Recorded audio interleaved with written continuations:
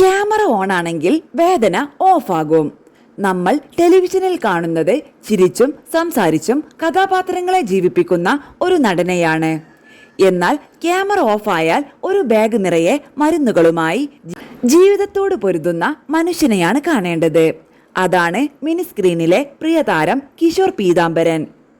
ഓരോ ഷൂട്ടിംഗ് ലൊക്കേഷനിലേക്കും അദ്ദേഹം കൊണ്ടുപോകുന്നത് വസ്ത്രങ്ങളും സ്ക്രിപ്റ്റും മാത്രമല്ല, ഒരു ബാഗ് നിറയെ മരുന്നുകളുമാണ്. കാരണം അദ്ദേഹത്തിന്റെ ശരീരം ഓരോ ദിവസവും കടുത്ത ആരോഗ്യ പ്രശ്നങ്ങളോട് പോരാടുകയാണ്. കടുത്ത പ്രമേഹം, കരൾ രോഗം, കൂടാതെ തലച്ചോറിലെ പിറ്റ്യൂട്ടറി ഗ്ലാൻഡിൽ രൂപപ്പെട്ട സിസ്റ്റ്. ഒരാളുടെ ജീവിതം തന്നെ തകർത്തേക്കാവുന്ന ഈ രോഗങ്ങൾക്കിടയിലും അദ്ദേഹം തന്റെ അഭിനയ യാത്ര അവസാനിപ്പിച്ചില്ല. ഈ സിസ്റ്റ് ഇനിയും വളർന്നാൽ കാഴ്ചശക്തി പോലും നഷ്ടപ്പെട്ടേക്കാം എന്ന ഡോക്ടർമാരുടെ മുന്നറിയിപ്പുണ്ടായിട്ടും ആവശ്യമായ ചികിത്സയും സ്റ്റിറോയിഡുകളും ആശ്രയിച്ച് അദ്ദേഹം ഇന്നും ക്യാമറയ്ക്ക് മുന്നിലെത്തുന്നു. ഇത് ഒരു നടന്റെ ജോലി മാത്രമല്ല, അതിജീവനത്തിനായുള്ള പോരാട്ടമാണ്.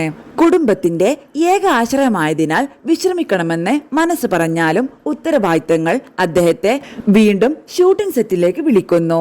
അസഹ്യമായ വേദനകൾ ഉള്ളിലൊതുക്കി ക്യാമറ ഓൺ ആകുന്ന നിമിഷം കഥാപാത്രമായി മാറുന്ന ആ മനസ്സിന്റെ ശക്തി വാക്കുകൾക്കപ്പുറമാണ്. നമ്മൾ കാണുന്ന ഓരോ ചിരിക്കും പിന്നിൽ എത്രയോ കണ്ണീരുണ്ട്, ഓരോ ഡയലോഗിന് പിന്നിലും എത്രയോ വേദനകളുമുണ്ട്.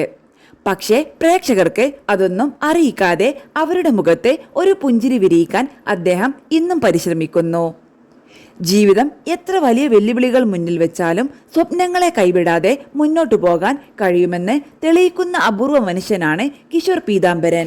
രോഗങ്ങൾ ശരീരത്തെ തളർത്തിയേക്കാം, പക്ഷേ അദ്ദേഹത്തിന്റെ മനസ്സിനെയും കലാകാരനെയും തോൽപ്പിക്കാൻ ഇതുവരെ കഴിഞ്ഞിട്ടില്ല. പുറമേ നോക്കുമ്പോൾ ആരോഗ്യവാനായി തോന്നുന്ന ഒരാളുടെ ഉള്ളിൽ എത്ര വലിയ യുദ്ധങ്ങൾ നടക്കുന്നുണ്ടെന്ന് പലപ്പോഴും നമുക്കറിയില്ല. അതുകൊണ്ട് തന്നെ മറ്റുള്ളവരെ വിലയിരുത്തുന്നതിന് മുൻപ് അവരുടെ ജീവിതത്തിലെ അദൃശ്യ പോരാട്ടങ്ങളെക്കുറിച്ച് കൂടി ഓർക്കേണ്ടതുണ്ട്. ഈ ധൈര്യത്തിനും ആത്മവിശ്വാസത്തിനും ആത്മസമർപ്പണത്തിനും ഒരു വലിയ സല്യൂട്ട്. പ്രിയ താരം കിഷോർ പീതാംബരനെ ദൈവം നല്ല ആരോഗ്യം നൽകട്ടെ. ഇനിയും ഒരുപാട് മികച്ച കഥാപാത്രങ്ങളിലൂടെ അദ്ദേഹം മലയാളികളുടെ ഹൃദയം കീഴടക്കട്ടെ എന്ന് ആത്മാർത്ഥമായി പ്രാർത്ഥിക്കുന്നു.